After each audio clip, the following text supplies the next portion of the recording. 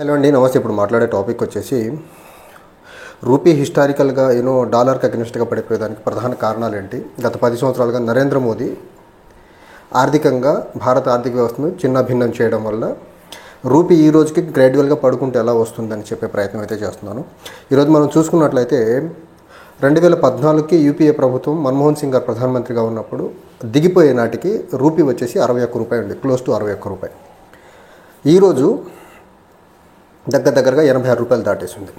దీనికి ప్రధానంగా మనం కారణాలు చెప్పుకుంటూ వస్తే రూపీని జనరల్గా డిసైడ్ చేసేది అమెరికా నుంచి మన ట్రేడ్ ఎలా ఉంది, అమెరికా నుంచి మనం ఏమి ఇంపోర్ట్ చేసుకుంటున్నాం, అమెరికాకి మనమేమి ఎక్స్పోర్ట్ చేస్తున్నాము, మన దగ్గర నుంచి అమెరికాకి లేకపోతే ఇండియన్ నుంచి బయటికి ఇన్వెస్టర్స్ ఎంత వెళ్తుంది, తర్వాత విదేశాల నుంచి దేశానికి ఇన్వెస్ట్మెంట్స్ ఎంత వస్తుంది, అట్ ద సేమ్ టైం మన సర్వీసెస్ అబ్రాడ్ వేరే దేశాలకు ఎంత వెళ్తుంది, తర్వాత విదేశాల నుంచి సర్వీసెస్ మన దేశానికి ఎలాంటి సర్వీసెస్ వస్తున్నాయి.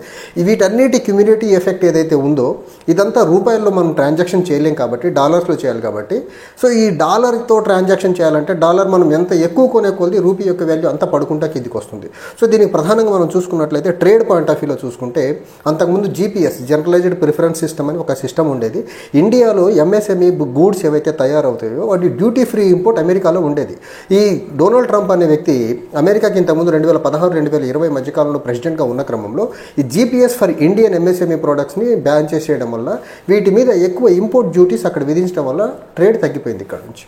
సో మన ఎక్స్పోర్ట్స్ తగ్గినాయి, అక్కడి నుంచి వచ్చే ఇంపోర్ట్స్ పెరిగినాయి. ఇంపోర్ట్స్ పెరిగేదానికి ప్రధాన కారణం ఇండియా యొక్క డిపెండెన్సీ ఆన్ క్రూడ్ ఆయిల్ ఎక్కువ ఉండటం వల్ల, గ్యాస్ ఎక్కువ ఉండటం వల్ల. సో మనకు కావాల్సిన డొమెస్టిక్ రిక్వైర్మెంట్కి కావాల్సిన goods gas and crude oil as well as natural gas ఏదైతే ఉందో మేజర్లీ మోర్ దెన్ 90% మనం డిపెండెంట్ ఆన్ ఇంపోర్ట్స్ కాబట్టి అమెరికా నుంచి షేల్ గ్యాస్ ప్రొడక్షన్ ఎక్కువ అవుతున్న క్రమంలో అమెరికా నుంచి ఎక్కువ మొత్తంలో కొనేదానికి ఇండియా ఆసక్తి చూపడం ఉండటం వల్ల అమెరికా నుంచి మనకి ఇంపోర్ట్స్ పెరుగుతూ ఉన్నాయి. ఆ ఇంపోర్ట్స్ని మనం డాలర్లో పే చేయాల్సి ఉంది. ఒక పక్క జీపీఎస్ని రద్దు చేశాడు, ఇంకో పక్క అమెరికా నుంచి ఇంపోర్ట్స్ని పెంచారు. ఒక పక్క మన జీపీఎస్ని రద్దు చేసేసారు, మన సైడ్ నుంచి వెళ్ళే సర్వీసెస్ మీద ట్యాక్స్లు ఎక్కువ విధిస్తున్నారు. అమెరికా నుంచి డిఫెన్స్ యొక్క ఇంపోర్ట్స్ మనకు పెరిగిపోతున్నాయి. ఈ క్రమంలో నరేంద్ర మోదీ యొక్క రెండు విధానాలు మన ఎకానమీని చాలా ఘోరంగా దెబ్బకొట్టాయి. ఎంఎస్ఎంఈ మనం మేజర్లీ మన exports revolves around MSME sector యొక్క ఎక్స్పోర్ట్స్ ఏవైతే ఉన్నాయో దగ్గర more than 60% of the Indian exports MSME sector నుంచి వస్తుంది.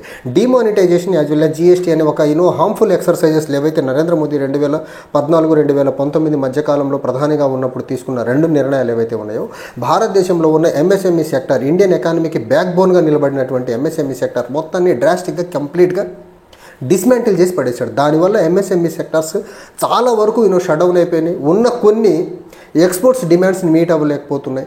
ఈ క్రమంలో ఇండియా ఎంఎస్ఎంఈ చిన్న గూడ్స్ కూడా చైనా లాంటి దేశాల నుంచి కూడా మనం ఇంపోర్ట్ చేసుకోవాల్సిన పరిస్థితి వస్తుంది. మనం చైనా నుంచి ఇంపోర్ట్ చేసుకున్న వాళ్ళకి మనం ఇంటర్నేషనల్ కరెన్సీ డాలర్గా ఉంటాము, ఇంటర్నేషనల్గా యాక్సెప్టబుల్ కరెన్సీ డాలర్గా ఉండటం వల్ల వాళ్ళకి మనం డాలర్లో పే చేయాల్సి వస్తుంది. ఈ క్రమంలో ఇప్పుడు డొనాల్డ్ ట్రంప్ మళ్ళీ రెండోసారి గెలవడం వల్ల అమెరికాకి ఇన్వెస్ట్మెంట్స్ ఎక్కువ వెళ్ళిపోతున్నాయి. అమెరికా ఏదైతే ఉందో వేరే దేశాల నుంచి ఇంపోర్ట్స్, పర్టికులర్లీ బ్రిక్స్ దేశాల నుంచి ఇంపోర్ట్స్ ఎక్కువ ఉంటే 100% టారిఫ్ విధిస్తాను, మా గూడ్స్ మీద మీరు టారిఫ్ విధించి మమ్మల్ని ఇబ్బంది పెట్టి అమెరికన్ గూడ్స్ ఏ దేశాలకన్నా ఇంపోర్ట్ చేసుకున్నప్పుడు టారిఫ్ ఎక్కువ విధిస్తే డెఫినెట్గా రిటాలియేటరీ ట్యాక్స్ ట్రేడ్ వార్ అనేది నేను కంటిన్యూ చేస్తానని చెప్పిన క్రమంలో డెఫినెట్గా rupee value value against dollar క్రమక్రమంగా తగ్గుకుంటూ వస్తుంది. అయితే ఈ క్రమంలో నరేంద్ర మోదీ చేసిన ఒక మిస్టేక్ ఏంటంటే డొనాల్డ్ ట్రంప్ గెలిస్తే ఎలాంటి ఇబ్బందులు ఉంటాయో తెలుసు ట్రేడ్ పరంగా. స్టిల్ డొనాల్డ్ ట్రంప్కే మద్దతు పలికించే ప్రవాస భారతీయుల ద్వారా డొనాల్డ్ ట్రంప్కి మద్దతు పలికించే ప్రయత్నం చేశాడు. దాంట్లో కొంతవరకు వీళ్ళు సక్సెస్ అయ్యారు. అక్కడ డొనాల్డ్ ట్రంప్ గెలిచారు. Donald Trump America make America great again అంటున్నాడు. అమెరికన్ ఇంట్రెస్ట్ల కోసమే, అమెరికా యొక్క వ్యాపారస్తుల కోసమే, అమెరికన్ యొక్క ఎకానమీ కోసమే పనిచేస్తానని చాలా క్లియర్గా చెప్పిన క్రమంలో కూడా అతన్ని సపోర్ట్ చేశారు. డెమోక్రాట్స్ని ఎందుకు సపోర్ట్ చేయలేదంటే డెమోక్రాట్స్ని కానీ సపోర్ట్ చేసి డెమోక్రాట్ అక్కడ గెలిస్తే ఇండియాలో ఉన్న ఇంటర్నల్గా పొలిటికల్గా రిలీజియస్ డిసార్మోని దెబ్బకొట్టడం అవనివ్వండి, లేకపోతే రూల్ ఆఫ్ లా ప్రకారం అడ్మినిస్ట్రేషన్ నడవకపోవడం అవనివ్వండి, లేకపోతే రైట్ వింగ్ పాలిటిక్స్ ఏవైతే ఇండియాలో బీజేపీ చేయబోతుందో వాటన్నిటికీ అక్కడ నుంచి అమెరికా నుంచి ఇబ్బందులు వస్తాయి అని ఒక దూరదృష్టితో ఆలోచించి ట్రంప్ను సపోర్ట్ చేశారు. ట్రంప్ను సపోర్ట్ చేయడం వల్ల ఇప్పుడు మనకు జరుగుతున్న అనర్థం ఏంటంటే కంప్లీట్గా ఎకానమీ మీద దెబ్బ కొడుతుంది. ఎకానమీ మీద దెబ్బ కొడుతున్నారంటే భారతదేశ ప్రజల యొక్క జీవన స్థితిగతుల మీద దెబ్బ కొడుతున్నాడు.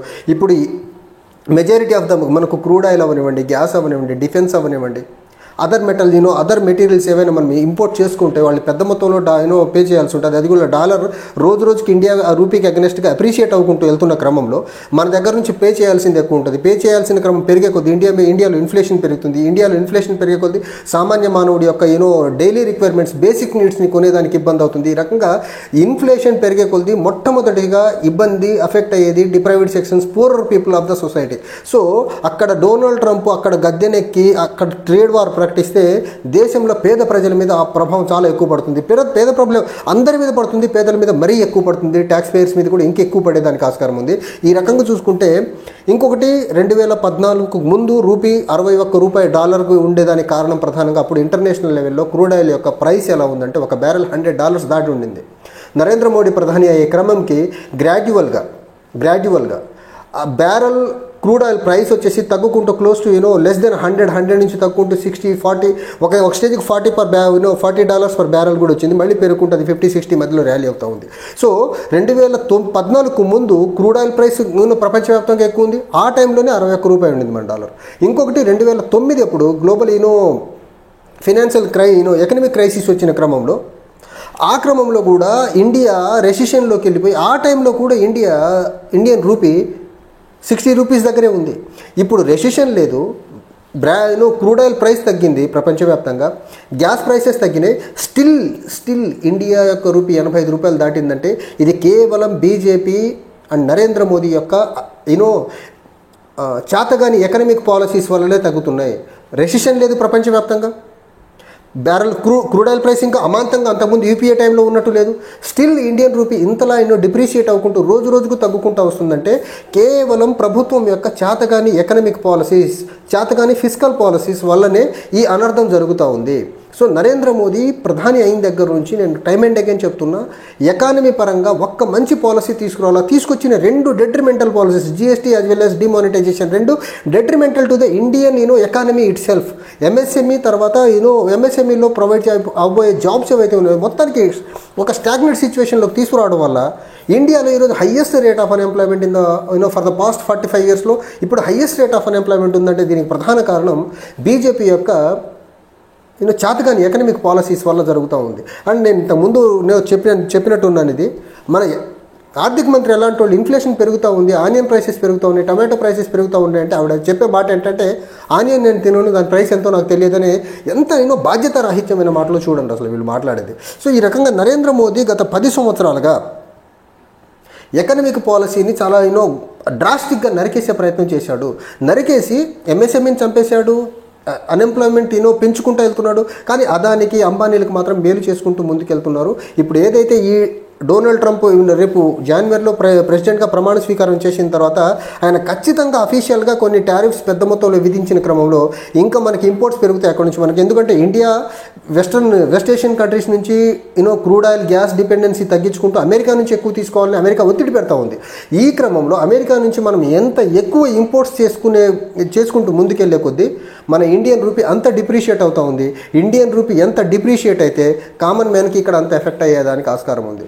చూడాలా డొనాల్డ్ ట్రంప్ అక్కడ ప్రెసిడెంట్గా మళ్ళీ ప్రమాణ స్వీకారం చేసిన తర్వాత ప్రపంచవ్యాప్తంగా పర్టికులర్లీ బ్రిక్స్ నేషన్స్ అందులో కూడా ఇండియా మీద ఎలాంటి ట్రేడ్ టారిఫ్స్ విధిస్తాడు అనేది దాన్ని బేస్ చేసుకుని ఇండియాలో ఉన్న ఈరోజు రూపీ అగెనెస్ట్ డాలర్ ఏదైతే ఉందో 85+ రూపీస్ అది పెరుగుకుంటూ డొనాల్డ్ ట్రంప్ ట్రేడ్ వార్ కానీ అఫీషియల్గా డిక్లేర్ చేస్తే ప్రపంచవ్యాప్తంగా డెఫినెట్గా Indian rupee will going to be 100 rupees per dollar అయ్యేదానికైతే చాలా క్రిస్టల్ క్లియర్గా అవకాశాలు ఉన్నాయి. ఇంకా 15 రూపాయలు అది ఎంతో ఒకసారి ట్రేడ్ వార్ కానీ అనౌన్స్ చేస్తే డొనాల్డ్ ట్రంప్ 100 రూపాయలు అవడం పెద్ద మ్యాటర్ కాదు, with in span of 1 year అయిపోతుంది. అది చూడాలి. నరేంద్ర మోదీ డొనాల్డ్ ట్రంప్తో ఉన్న ఫ్రెండ్షిప్ అనండి, whatever the reason, Indian ఎకానమీకి మేలు చేసేదానికి ట్రంప్తో ఏమన్నా ట్రేడ్ లిబరల్ అగ్రిమెంట్స్ ఏమైనా కుదుర్చుకుంటారా, లేకపోతే ఇప్పుడున్న వేలోనే ముందుకెళ్ళి ఇండియన్ రూపీని ఇండియన్ ఎకానమీని ఒక ఇంకా డార్క్ అండ్ డిస్కంఫర్ట్ జోన్లోకి నెడతాడని చూడాలి. Thank you.